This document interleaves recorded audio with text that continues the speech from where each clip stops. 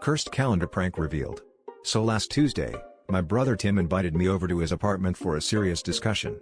Now, Tim isn't usually the dramatic type, he's more of a let's have a pizza and watch bad movies kind of guy, so I knew something was up. When I arrived, he was pacing back and forth with his joke of the day calendar clutched tightly in his hands. He looked like he had just discovered his pet goldfish could recite Shakespeare. Tim insisted that this calendar was cursed, claiming it had been eerily predicting his life events with uncanny accuracy. I was skeptical, as anyone would be, but I was also curious, so I decided to hear him out. Tim began recounting the previous week's jokes, each aligning with a bizarre event. On Monday, the joke was about a missing sock, and sure enough, Tim had spent that morning tearing his apartment apart looking for one. Tuesday's joke was about a bird that wouldn't stop squawking, and that night, a pigeon had gotten stuck in his bathroom vent.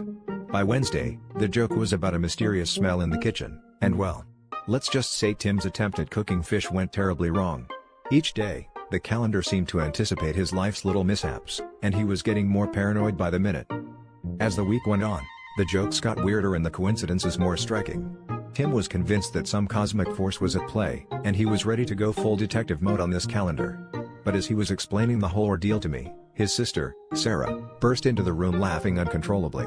She could barely catch her breath as she confessed to the elaborate prank she had been playing on him. Apparently, she had been swapping out the calendar pages with her own handwritten jokes, carefully crafted to mess with his head. Tim looked at her bewildered, like he'd just been told his life was a reality TV show. With the mystery solved, Tim's paranoia turned into a sheepish grin. Sarah, still giggling, handed him the real punchline. "Tim, don't take life too seriously.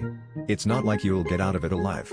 And just like that, what started as a seemingly cursed calendar turned into a family joke that would be retold at every holiday gathering. Tim learned a valuable lesson that day: never underestimate the lengths a sibling will go for a good laugh.